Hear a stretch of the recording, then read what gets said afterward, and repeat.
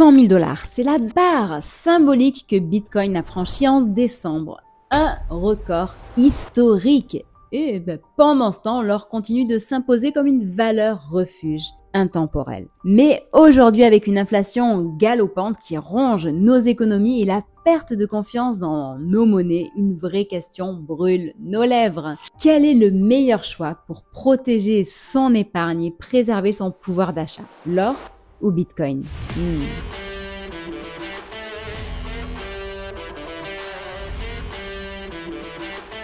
Bonjour, je suis Steph, créatrice de Comparateur.com, qui est un site 100% indépendant. Avec mon équipe, on t'aide à améliorer ton pouvoir d'achat. Si tu aimes ce type de sujet, abonne-toi vite et active la cloche pour ne rien rater. Un petit rappel, je ne suis pas conseiller en investissement et t'invite toujours à faire tes propres recherches avant d'agir. L'or, c'est bien plus qu'un métal, c'est une relique. Une monnaie ancestrale qui a traversé les millénaires. Depuis toujours, il est vu comme une assurance contre les crises.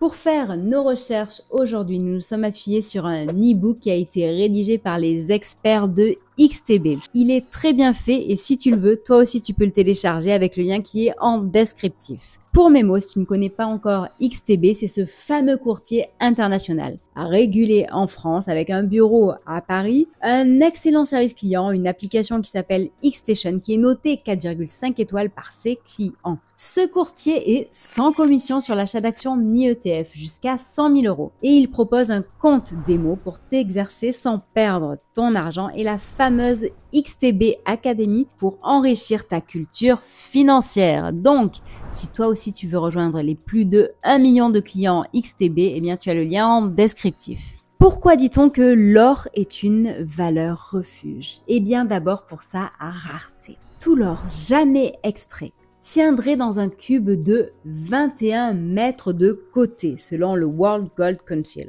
C'est donc une ressource limitée et convoitée, et qui ne dépend pas d'un réseau technologique ou d'une autorité centrale. Tu noteras pour la forme le fameux rappel de la taille de ce cube de 21 mètres de côté et les 21 millions de bitcoins qui seront minés. Je ferme la parenthèse. Bon, revenons sur l'or. Depuis des années, les banques centrales comme celle de la Chine ou de la Russie accumulent l'or à un rythme effréné. En 2023, plus de 1000 tonnes ont été achetées. Leur objectif? Diversifier les réserves et se protéger des incertitudes géopolitiques et monétaires. Le cours actuel de l'or est à 2650 $, l'once et son ATH à 2750 $. En un an, il a pris 31%, en 5 ans 79% et en 10 ans 122%. Si on regarde la répartition de la demande de l'or par secteur sur le fameux e-book de XTB, eh bien on constate clairement que la bijouterie représente près de la moitié de la demande. 23% pour les banques centrales, 21% pour l'investissement et 6% pour la technologie. Mais attention, l'or a ses limites. Son cours a déjà beaucoup augmenté et certains se demandent s'il n'est pas trop tard pour en acheter. Il est bon aussi de rappeler que c'est une réserve de valeur et que son prix quand même peut être influencé par les taux d'intérêt et la demande. Penchons-nous maintenant sur Bitcoin, la crypto-reine, une révolution technologique née en 2009 et créée par Satoshi Nakamoto qui incarne une nouvelle forme de réserve de valeur, l'or numérique, décentralisé et infalsifiable. Comme l'or, il est rare.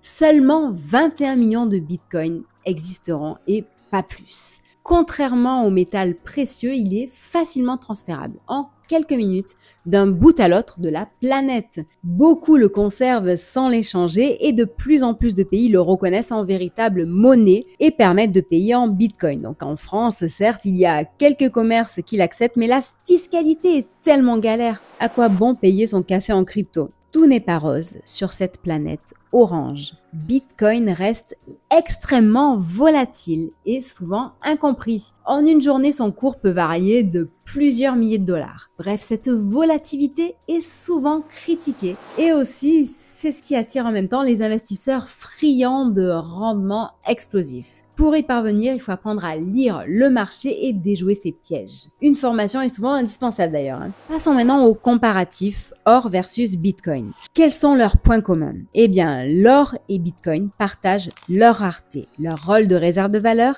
et leur capacité à être un refuge en temps de crise. Les différences?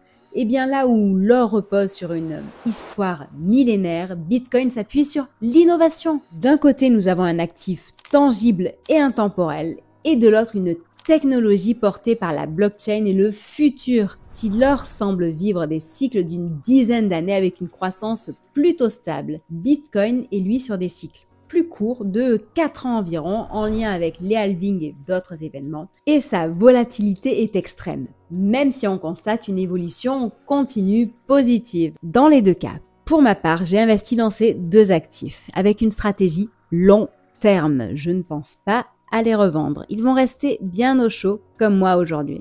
Maintenant que tout cela est dit, tu as normalement les bases à connaître sur ces deux actifs. Pose tes questions si jamais tu en as encore. Passons maintenant à la partie croustillante. Comment investir sur l'or ou Bitcoin? Investir dans ces deux actifs financiers peut sembler complexe, mais ce n'est pas une fatalité. Pour l'or, les options incluent par exemple l'achat de lingots ou de pièces physiques. Si tu choisis cette option, c'est pas forcément la plus évidente, car il faut conserver le fameux précieux ou le faire garder quelque part, et ça coûte cher. Acheter un bon coffre-fort coûte cher. Le faire conserver à la banque dans un coffre, ça coûte cher aussi. Et l'acheter et le faire conserver par un expert, c'est pareil, ça a un coût.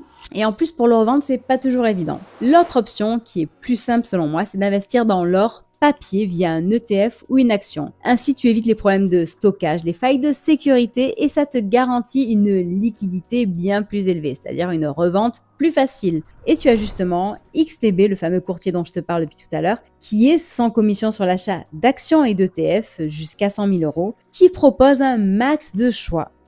Par exemple, pour les ETF qui reposent sur l'or, tu as le Van Eck Gold Miners, le Van Eck Junior Gold Miners, le Invesco Physical Gold ETC, etc., le iShares Physical Gold. Bref, il y en a plein. J'ai certainement écorché leurs noms, mais dans tous les cas, tu as les noms qui sont affichés à l'écran. Donc, il s'agit ici d'indications et justement, c'est à toi de faire tes recherches au moment opportun où tu voudras les acheter. Concernant Bitcoin, de nouveau, la plateforme XTB simplifie les choses pour toi. Car oui, écoute, tu ne vas peut-être pas détenir tes propres Bitcoin ou Satoshi, mais tu vas profiter de la croissance de cet actif. Et pour ce faire, rien de plus simple. Tu peux par exemple acheter des actions d'une entreprise cotée en bourse qui repose sur Bitcoin, comme Coinbase ou MicroStrategy de Michael Saylor. Tu peux aussi acheter des ETF Bitcoin avec iShares Bitcoin Trust, de BlackRock avec Van Eck Bitcoin ETN et bien d'autres. Plus besoin d'être un expert en technologie pour accéder à Bitcoin